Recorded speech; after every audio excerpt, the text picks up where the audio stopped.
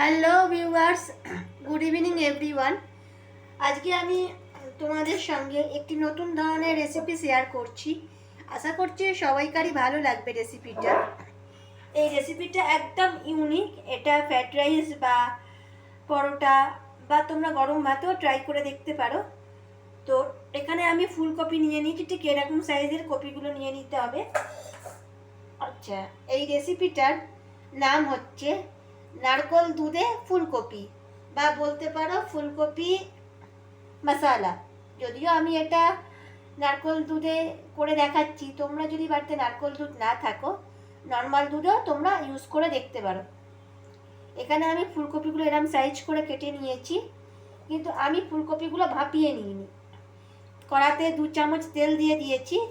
তেলে আমি কপিগুলো হালকা করে ভেজে নেব, খুব বেশি কড়া করে ভাজবো না, হালকা করে আমি কপিগুলো ভেজে নেব। ভাজার সময় আমি সামান্য নুন দিয়ে দিচ্ছি। এই রান্নাতে কোনো রকম হলুদ ব্যবহার করব না। নুন দিয়ে আমি খুব ভালো করে কপিগুলো ভেজে নিচ্ছি। তোমরা চাইলে কিন্তু কপিগুলো ভাপিয়েও নিতে পারো, ভাপিয়ে নিয়েও হালকা ফ্রাই করে নিতে পারো। এখানে বলে রাখি, যেহেতু রান্নাতে আমি সাদা তেল ইউজ করছি, মানে রান্নাটা আমি সর্ষের তেলে করছি না, টোটালটাই সাদা হবে রান্নাটা। তো সেই জন্য আমি রান্নাটা সর্ষের তেলে করছি না। রান্নাতে কোনো রকম হলুদ ব্যবহার করছি না, কোনো রকম আলুর ব্যবহার করছি না। অনেকে আলু দিয়ে ফুলকপি দিয়ে ডালনা খায় বা অনেকে ফুলকপি বিভিন্ন রকম আইটেম ট্রাই করে। তো এই রেসিপিটা একবার শুধু তোমরা বানিয়ে খেয়ে দেখো, তারপরে অবশ্যই কমেন্ট করে জানিও রান্নাটা কেমন লাগলো। আমি এখানে একটু ঢাকা দিয়ে দিচ্ছি যাতে কপিগুলো সফট হয়ে যায়। আচ্ছা, ফুলকপিগুলো আমার খুব সুন্দর করে ভাজা হয়ে গেছে। আমি এর থেকে বেশি ভাজতে পারবো না, কারণ কপিগুলো পুড়ে যাবে। হালকা ব্রাউন করে দেখতেই পাচ্ছ কপিগুলো আমি ভেজে নিয়েছি। একটা বাটিতে আমি তুলে নিচ্ছি। এবারে কড়াতে যে তেলটা আছে সেই তেলের মধ্যে আমি 1 চামচ সাদা জিরে অ্যাড করে দিচ্ছি। আচ্ছা, আমি এখানে কোনো রকম লঙ্কা ব্যবহার করব না, যেহেতু আমি যে বাটা মশলাগুলো আমি ইউজ করব, যেমন এখানে আমি দিয়ে দিচ্ছি পেঁয়াজ বাটা সামান্য,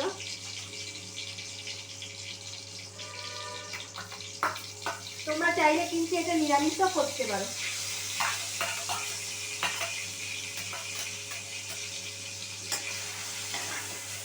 পেঁয়াজটা কিন্তু খুব অল্প আমি বেটে নিয়েছি। একটা মিডিয়াম সাইজের পেঁয়াজকে সেদ্ধ করে আমি পেস্ট করে নিয়েছি। আচ্ছা, পেঁয়াজটা দিলাম। এবার পেঁয়াজের একটা গন্ধ আছে, খুব সুন্দর একটা স্মেল বেরিয়ে এসেছে। এরপরে আমি একে একে দিয়ে দেবো আদা বাটা, সামান্য আদা বাটা, আদা আর কাঁচা লঙ্কার একটা পেস্ট আমি দিয়ে দিলাম।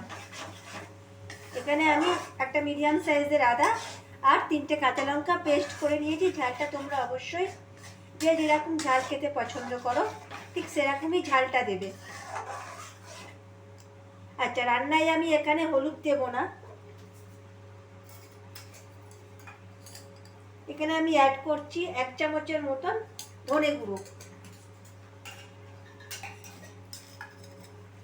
আর অ্যাড করছি স্বাদ অনুসারে জিরে গুঁড়ো। দুটো মশলা আমি খুব ভালোভাবে দিয়ে দিলাম। এরপরে তোমরা যদি চাও এখানে লঙ্কার গুঁড়ো অ্যাড করতে পারো।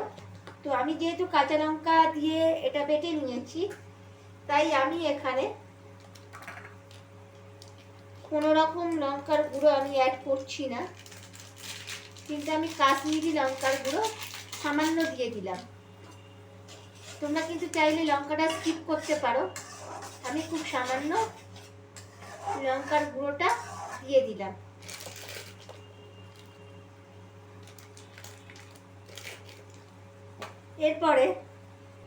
এরপরে সমস্ত মশলার সাথে আমি ফুলকপিটা দিয়ে দেবো।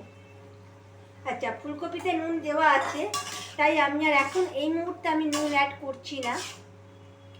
সমস্ত মশলার সাথে আমি ফুলকপিটা দিয়ে দিচ্ছি।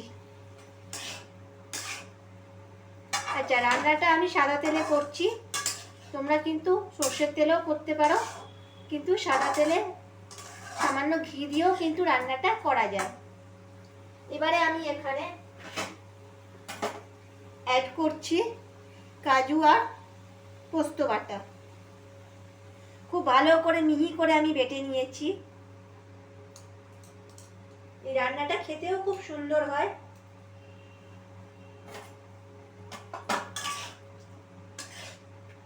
খুব ভালোভাবে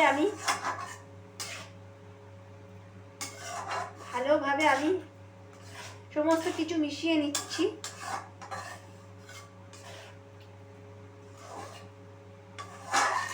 এবার আমি একটু ঢাকনা দিয়ে আমি ঢেকে দেবো, যেহেতু ফুলকপির মধ্যে নুন আছে, তাই আমি এই মুহূর্তে আমি নুন অ্যাড করব না।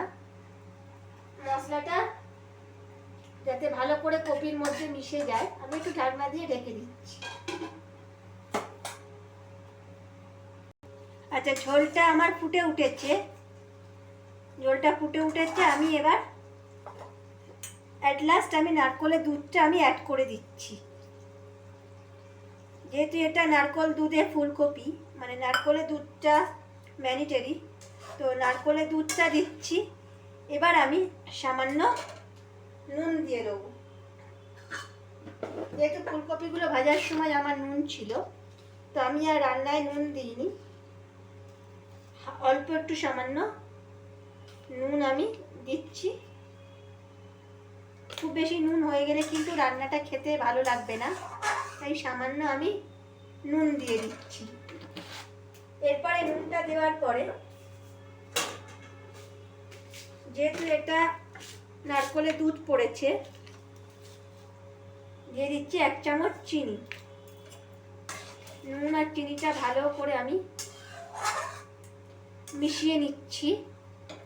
এবারে আমি একটা মশলা ইউজ করছি, যে রান্নাটা দিলে রান্নার স্বাদটা আরেকটু বেড়ে যাবে। এই মশলাটা হচ্ছে এভারেস্টের কিচেন মশলা, রেস্টুরেন্ট ম্যাজিক।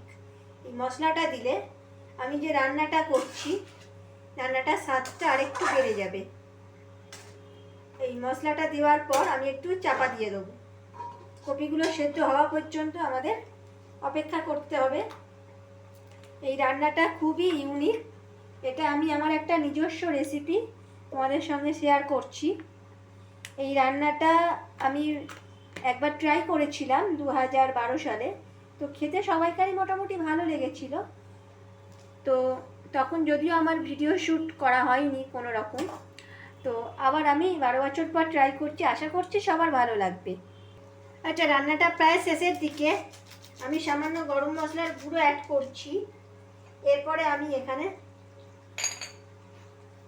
দিয়ে দেবো স্বাদ মতন গাওয়া ঘি।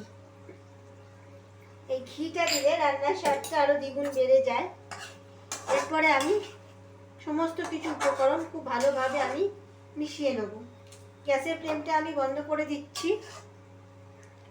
তো তোমাদেরকে আমি দেখিয়ে দিচ্ছি, নারকেল দুধে ফুলকপি রেডি হয়ে গেছে। আমি যেরকমভাবে বানালাম তোমরাও একইভাবে বানাবে, বাড়ির সকলকে খাওয়াবে। আচ্ছা, রান্নাটা হয়ে গেছে আমার। এবার ধনেপাতাটা আমি ছড়িয়ে দিচ্ছি। এরকমভাবেই তোমরা বাড়িতে বানিয়ে খাবে, অবশ্যই সকলকে খাওয়াবে। ধন্যবাদ।